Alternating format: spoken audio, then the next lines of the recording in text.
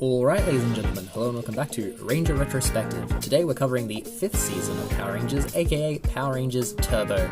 Now, you'll notice, for a change, we don't have any figures put out in front, and that should basically tell you the major opinion towards Power Rangers Turbo, in that they haven't felt a need to make figures yet because very few people would probably want them. I mean, there's completionists, yes, but not many people like this series, which was understandable for many reasons.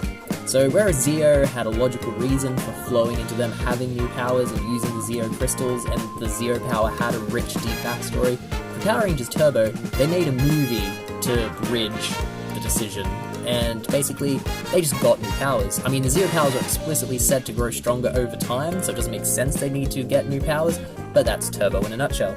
So what happens is, this villain called Divatox rolls up,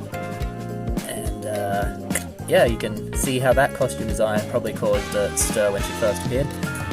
And she wants to resurrect this evil entity called Malagor, I think that was his name, and the Rangers get these new turbo powers. And this is them. Now, to add a bit of pain to this, Rocky is replaced by a young child named Justin. Like a literal kid who, when he morphs, grows into an adult. Which isn't really... It's not unprecedented in the Japanese show, but it's the only time it's ever happened in Power Rangers history, because it was received so poorly, and Rocky gets, like, the worst send-off of any Ranger. He's in a martial arts tournament, he gets knocked down, and he hurts his back. And he can't be a Ranger anymore, so we get a little kid. The movie is actually kind of fun, I think. It's been years since I saw it, but I enjoyed it as a kid. Jason and Kimberly reappear briefly. But Divatox is not a good villain. She's just a bit too bumbling, not entertaining, not intimidating. Yeah, she just wasn't a favourite of mine. And once the season proper begins, Zordon and Alpha leave, so we lose head in a tube, well, male head in a tube, and get female upper torso in a tube. Demetria, I believe her name was. And she guides the Rangers through much of this season. Again, not a very necessary addition, not a great one. And the season also doesn't really have a 6th Ranger.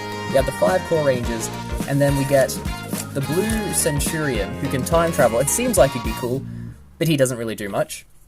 And then we also get the Phantom Ranger, who is the only character from this series who is getting a figure. I think the next wave, the last wave that was announced, we're getting the Phantom Ranger, which is cool, because his backstory is like a mystery. Who is the Phantom Ranger? But that never amounts to anything, as is the case with most of Turbo. I mean, it was trying to be funny, because it was adapting a show, a Super Sentai, that was a parody of Super Sentai. I believe that's the case, I could be misinformed. So, when they tried to do a serious tone, it was kind of undercut by the Japanese footage being generally humorous. And I think a lot of the older Rangers were done, and in fact the older Rangers decided to leave the show midway through, so they had to introduce a whole new cast of Rangers. They got rid of all of them except Justin, the little kid, which means we lost the iconic older Rangers and got this crew. You have TJ, who, to be fair, is one of the coolest Rangers ever, Carlos, Cassie, and Ashley.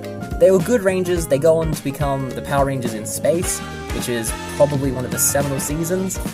So they had a lot when they first came in to deal with, because the ratings had just absolutely tanked for this season.